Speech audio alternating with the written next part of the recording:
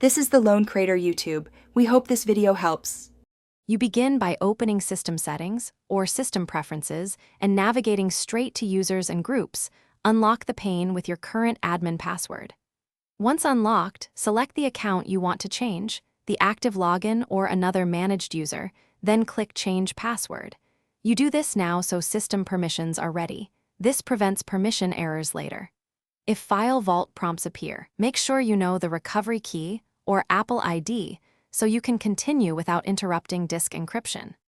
You now type your current password, then enter the new password twice to confirm. This verifies you didn't mistype. Choose a strong passphrase. Longer is better. Include letters, numbers, and punctuation. This reduces brute force risk. Once done, add a concise but non-obvious hint if you want help remembering, and make sure password policies are met for corporate Macs. If you use iCloud Keychain, opt to update it so your new credential syncs across devices without manual updates. You finish by clicking Change Password, and then immediately log out and back in to confirm the new password works for login, screen unlock, and admin tasks.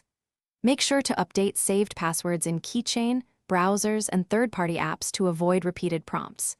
If you cannot sign in, use your Apple ID recovery option or the File Vault recovery key. These restore access without wiping data. If neither works, boot to recovery and contact Apple support or your administrator for account recovery steps. Thanks for watching. Consider subscribing if we helped you.